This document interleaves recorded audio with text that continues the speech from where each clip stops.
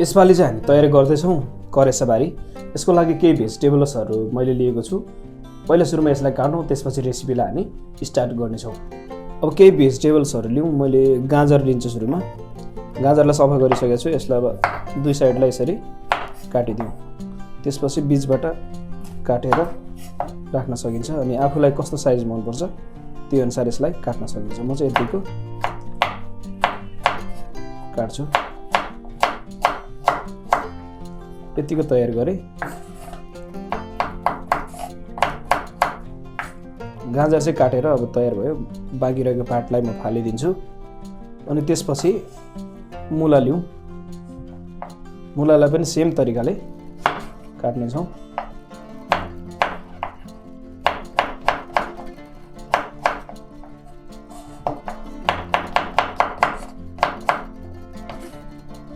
यो पनि काटेर तयार भयो। त्यसपछि अब हामी यसमा लिनेछौँ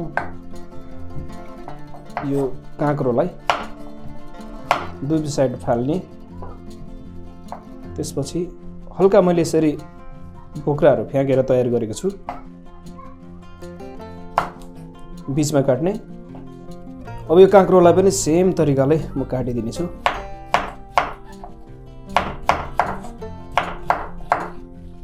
भेजिटेबलहरू यति कटिङ भयो।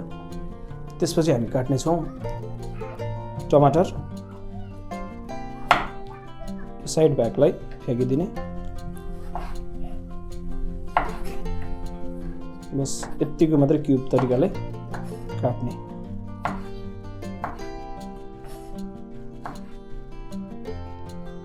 अब प्याजलाई पनि काटौँ।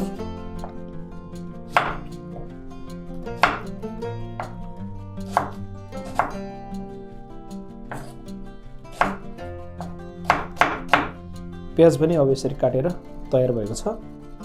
अब यस पश्चात चाहिँ यो सलाद पात है हल्का काटिदिने।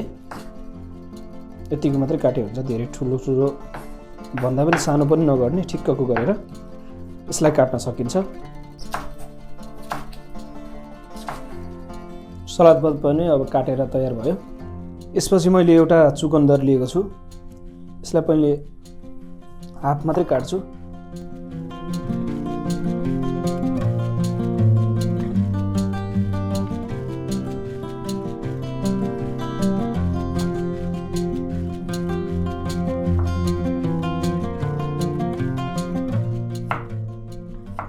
चुकन्दरलाई पनि यसरी मैले काटेर तयार गरेँ।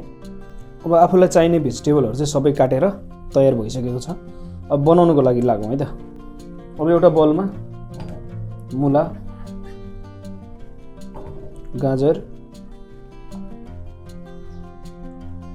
काँक्रो। काँक्रो लिँदाखेरि चाहिँ अलिकति यसको बिहाको भाग चाहिँ सकेसम्म थोरै भएको अलिक कलिलो खालको लिनु राम्रो हुन्छ।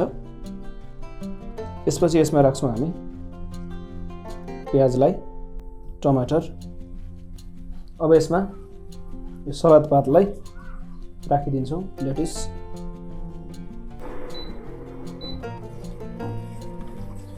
यो मैले अलिकति सेतो तिललाई भुटेको छु पछि ड्रेसिङको लागि। यो तयार भयो। थोरै तेल राख्छौँ।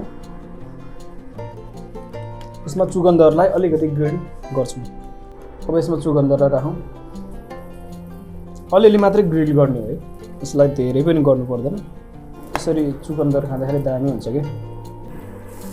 अब यसलाई हल्का सलाद टोस्ट गरिदिउँ।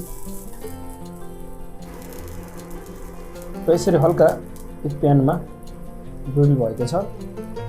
यतिको मात्रमा भएको हुन्छ है। अब यो चुकन्दरलाई यसमा राखिदिउँ। अब यसको लागि ड्रेसिङ बनाऊँ है। थोरै तेल, यो अलिकति मस्टर्ड पेस्ट है, सर्स्युङको पेस्ट हो। यदि पेस्ट भएन भने यसमा सर्स्युङको पाउडरलाई नि युज गर्न सकिन्छ। यसलाई अब हल्का यसमा मिलाइदिउँ।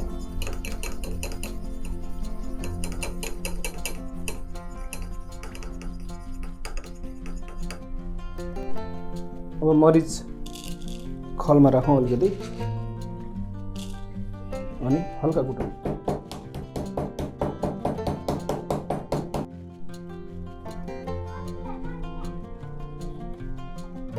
अब यसमा मरिचलाई राख्छौँ।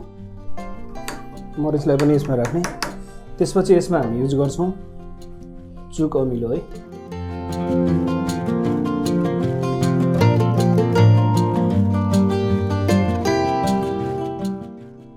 अब यसमा नुन राख्छौँ।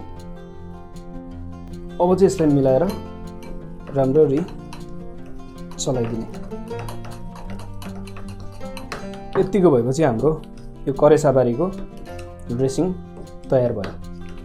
अब हाम्रो सलाद पनि तयार हुन थालेको छ। यसमाथिबाट ड्रेसिङलाई यसरी राखिदिन्छौँ। अब यो ड्रेसिङ चाहिँ दामी हुन्छ है। यतिको भइसकेपछि थोरै यो व्हाइट सिसमी सिड्स यसलाई सरर हल्का यसरी राखिदिने।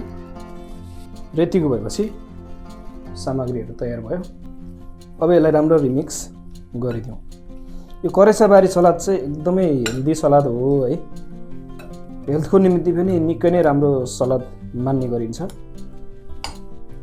करेसाबारी यतिको भएपछि लगभग हाम्रो तयार हुन थालेको छ।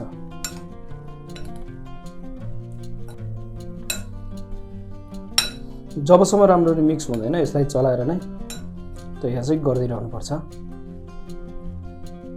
र यसरी लगभग हाम्रो यो करेसाबारी तयार भएको छ। खानको लागि रेडी भयो। नुन चट्ट पिरो कस्तो छ त्यो चेक गर्ने। त्यसपछि यसलाई सर्भ गर्न सकिन्छ।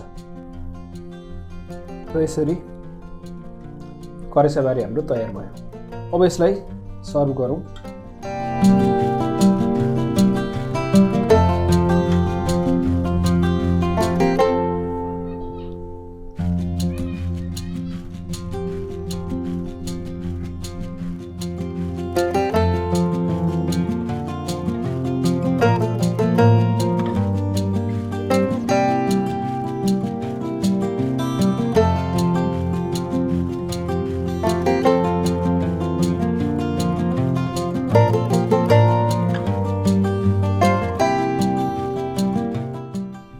अब यसमा तिलको सिड्सलाई हल्का छरेर सर्भ गरिदिनु। र यसरी हाम्रो करेसाबारी तयार भयो।